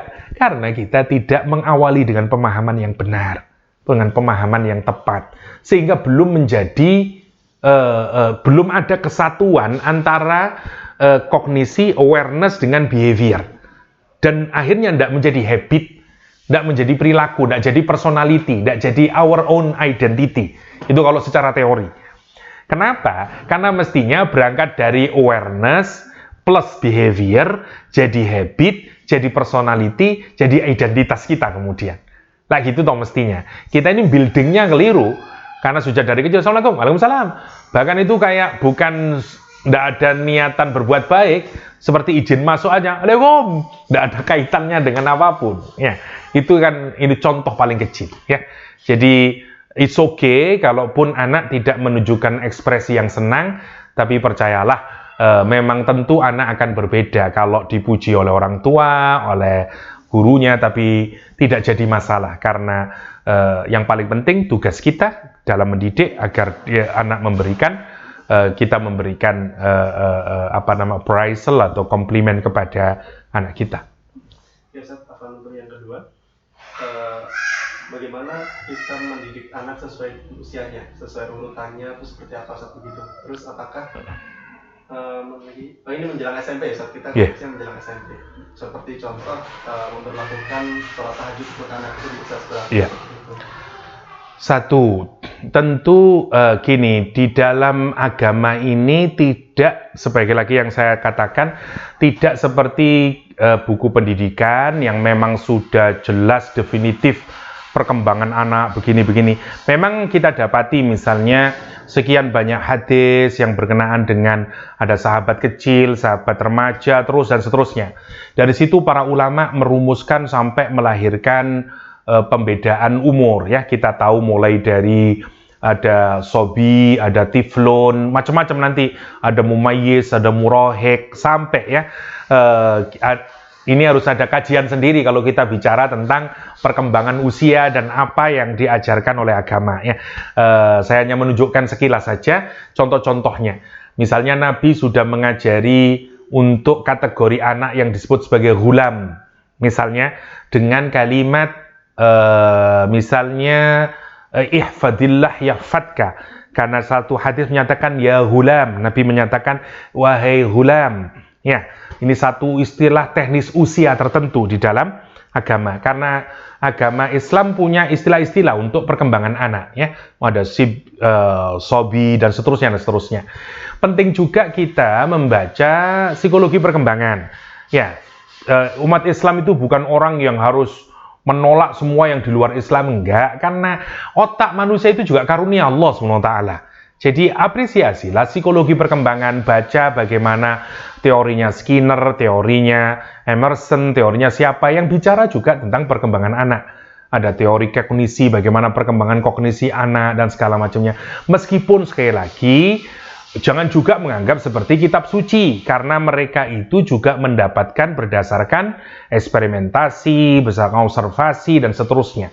Perlu kita ambil untuk kita jadikan sebagai bahan tambahan dan segala macamnya untuk mendidik anak-anak kita, ya, sehingga kemudian baru kita tahu pasti setelah ilmu itu kita kumpulkan, kita tahu kira-kira usia begini masuk usia apa saja yang butuh di building pada diri anak dan seterusnya. Ya, mohon maaf saya tidak menjelaskan detail per usia karena kajian sendiri itu karena terlalu panjang. Ya. Yeah. Ya, yang ketiga, Ustaz, bagaimana cara kami sebagai orang tua maupun guru agar tidak give up dalam mendidik anak, Ustaz? Oke. Saya lupa tadi apakah pada usia SMP penting untuk mewajibkan tahajud. Begini ya, ada sebenarnya di dalam agama ini sudah menarik para ulama itu, sudah membagi-bagi antara mana fardu, mana sunnah dan segala macamnya. Ya, jadi mestinya kita juga mengikuti tradisi tersebut. Apa yang bukan wajib, mestinya kita juga perlakukan tidak wajib. Sama seperti sholat tahajud, itu memang bukan merupakan kewajiban. Tapi sekali lagi begini, masing-masing institusi sekolah atau pesantren punya caranya sendiri dan kebijaksanaan sendiri untuk mendidik anak. Misalnya, yang penting, yang harus jadi pijakan yang pertama, ini harus disepakati oleh siapapun saja, orang tua, institusi pendidikan apapun yang mewajibkan sebagaimana wajib dalam pengertian bahasa fikih, sesuatu yang tidak wajib dalam agama, tentu saja salah. Tentu saja salah. Tetapi kalau mereka mewajibkan dalam pengertian bukan bahasa agama, karena ditujukan untuk membuilding kebiasaan yang baik atau good habit yang baik pada anak, terutama misalnya melatih anak bisa bangun lebih awal, melatih anak memanfaatkan, misalnya sebenarnya bukan sholat tahajudnya yang paling penting, tapi banyak hal yang sebenarnya ingin dikultivasi oleh pendidikan. Jadi sekali lagi ya, kita ini sekali lagi, kalau kita sudah memasukkan seorang anak kita kepada institusi tertentu, menurut saya kita juga, tentu saja punya hak untuk bertanya, tapi sekali lagi cara yang terbaik adalah bertanyalah kepada institusi tersebut kalau ada sesuatu, sehingga kita tidak hanya berdasarkan asumsi. Misalnya, kenapa sih anak kok masih kecil gua harus sholat tahajud, kan kasihan enak-enaknya tidur. Kita tidak tahu sebenarnya apa saja yang mau dibuilding oleh anak tersebut. Karena itu tentu yang terbaik adalah kalau itu berkenaan dengan institusi, tanyalah kepada institusi. Sebenarnya apa yang hendak dididik? Ya, misalnya saja ada sekian banyak yang mau dididik, misalnya dengan membiasakan anak untuk lahir di waktu pagi. Ya, sekian banyak. Dan itu kita kemudian mencari, melihat, ternyata ada sekian banyak yang mau dibuilding kepada anak saya. Cuman programnya disebut dengan sholat tahajud bersama misalnya, dan seterusnya, dan seterusnya. Dan itu akan menyadarkan kita, ini bukan persoalan mewajibkan sesuatu yang sunnah. Itu poin yang pertama. Poin yang kedua adalah, sepanjang dia bukan diwajibkan seperti fikih, sah-sah saja, apalagi sebagai pendidikan. Ya tentu ada jeda dan seterusnya, itu tentu merupakan satu kebaikan ya yang diberikan kepada anak-anak ya. Misalnya anak yang sakit, anak yang capek atau apapun lah, boleh lah. Jadi tidak juga terlalu strict dalam pengertian yang tidak manusiawi. Itu wajar diperlakukan. Tapi sekali lagi, sekolah atau orang tua punya cara-cara yang maksud saya yang sudah difikirkan matang mengapa mereka melakukan satu kegiatan. Misalnya, saya contoh gambaran saja, gambaran orang-orang soleh ini kalau kita dapati di zaman-zaman dahulu, itu memang tidak ada yang rumahnya itu tidak bangun di waktu-waktu sepertiga malam terakhir. Masih ingat gambaran dari salah satu, saya lupa, budak orang-orang soleh, ketika dia sudah berhasil dibebaskan oleh tuannya, sehingga dia menjadi orang merdeka, dan dia dibeli oleh orang yang tidak soleh. Dia bangun sepertiga malam terakhir, dan kemudian tuannya masih tidur ngorok, dan dia tidak kerasan, ya, karena dia sekarang menjadi pembantu di rumahnya orang yang bukan soleh.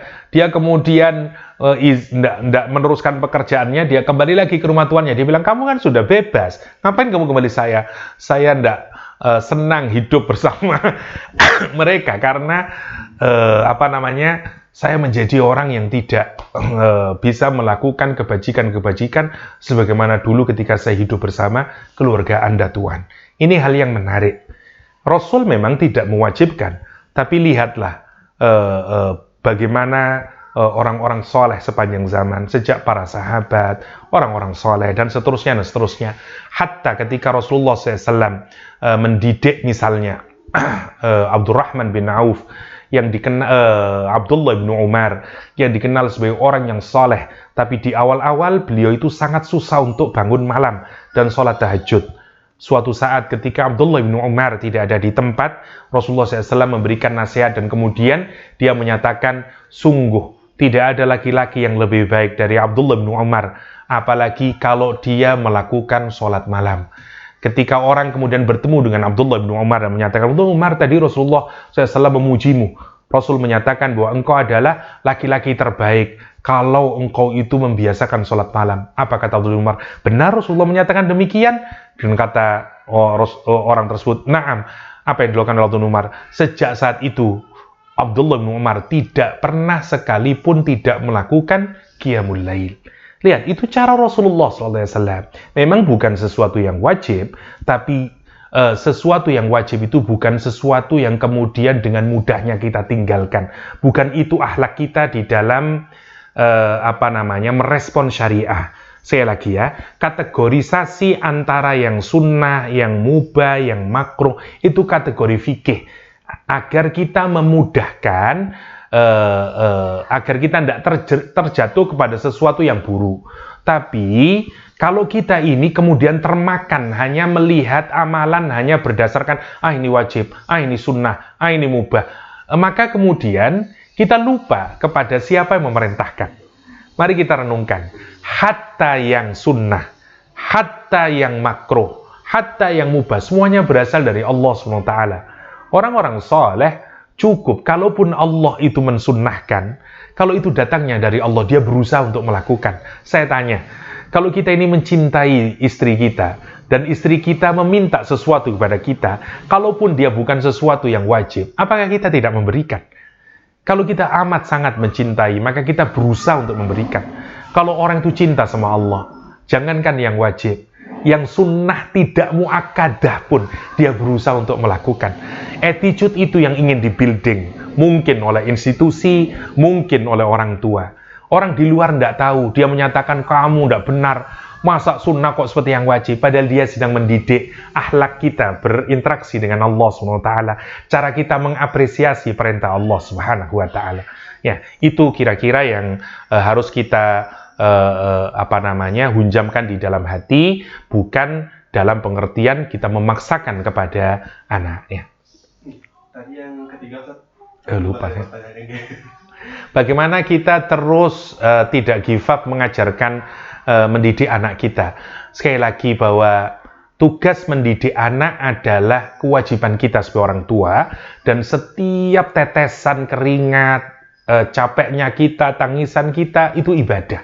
Rasulullah SAW menyatakan, kenapa misalnya kalau ada orang tua yang punya 2 orang anak perempuan, dan dia bukan saja dia membesarkannya, dan dia mendidiknya dengan baik. Poinnya itu sebenarnya, salah satu poin terpentingnya itu dia mendidiknya dengan baik. Bagi dia, surga. Lihat, poinnya itu pada mendidik. Mendidik anak itu pahalanya surga. Kenapa? Karena mendidik itu tidak mudah. Ada air mata, ada tangisan, ada capek, dan segala macamnya. Lah, kita ini yang harus membuat kita ini istiqomah dalam mendidik adalah sadari itu, bahwa mendidik ini tugas amanah yang diberikan Allah kepada kita. Jangan juga berorientasi hasil terlalu dikedepankan. Karena sekali lagi, kita ini hanya berusaha. Yang menjadikan anak kita soleh atau tidak soleh itu ujungnya adalah Allah SWT. Jangan juga menyangka bahwa anak saya soleh karena pendidikan yang saya lakukan, karena sekolah di mana dia tempat. Enggak, semuanya ini Allah SWT. Kita ini hanya dituntut untuk ikhtiar, berusaha sebaik mungkin sebagai orang tua, sebaik mungkin sebagai orang yang diberikan Allah diberikan Allah amanah untuk diri kita. Makanya sadari itu sebagai bagian dari ibadah, sehingga kita tidak mengeluh, karena sesusah apapun pasti nanti ada nilai pahalanya. Kata dalam agama ini, nilai pahala itu dihitung dari kesusahan kita. Ya, jadi biqadrit ta'am, dihitung berdasarkan capeknya kita. Ya, kira-kira guyonannya begini, sholat subuh di Batu sama di Surabaya, insya Allah banyakan pahala di Batu lah, karena lebih dingin, gampangnya begitu. Jadi, bagi orang yang sungguh-sungguh menyadari itu, kalaupun dia punya anak yang sangat nakal, bagi dia mungkin ini cara Allah untuk memudahkan saya untuk memasuki jannahnya. Itu poin yang pertama yang harus di-building di dalam kesadaran orang tua, sehingga kita ini terus saja berusaha yang terbaik untuk mendidik anak-anak kita. Yang kedua adalah sadari bahwa hasil pendidikan itu adalah haknya Allah Subhanahu wa taala. Kita ini hanya berusaha menjadikan anak kita soleh atau enggak, itu anugerah dari Allah Subhanahu wa taala. Apa kata Al-Qur'an? Fasayarallahu i'malu fasayarallahu amalakum. Udah amal saja, Allah melihat amal kalian. Rasul menyaksikan amal kalian. Orang-orang mukmin melihat amal kalian. Kira-kira demikian. Terakhir singkat saja, Ustaz. Ini masalah kesulitan untuk menahan, mengontrol emosi atau marah ya, Ustaz. Karena maklum beliau pernah dididik sama ayah yang seperti itu. Bagaimana ngontrol amarah? Rasulullah SAW kalau kita pelajari dalam hadis, ini sebenarnya penyakit semua orang, ya, karena kita semuanya ini memiliki potensi marah. Jadi sebenarnya potensi marah itu bisa baik, bisa buruk, seperti api. Orang yang tidak punya marah, maka dia tidak punya sajaah. Jika amarah itu di-building dengan baik dan pada tempat yang baik, namanya menjadi akhlak yang baik. Menjadi pribadi yang baik, menjadi karakter yang baik, namanya syaja'ah, keberanian. Bayangin kalau orang tidak punya marah, kemudian ikut perang, tidak berani dia monggo gitu, tidak berani dia. Kenapa? Karena marah itu penting. Marah itu akan melahirkan syaja'ah. Tetapi marah yang tidak pada tempatnya dan buruk, ini juga melahirkan tidak tepat, melahirkan dendam, melahirkan dan segala macamnya itu yang nanti membuat orangnya menjadi ahli neraka, bagaimana? Beberapa contoh yang diberikan Rasul adalah kita harus merubah fisik kita.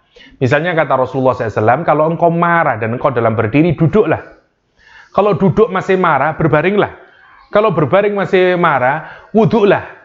Jadi ada hubungan antara emosi itu dengan keadaan diri kita.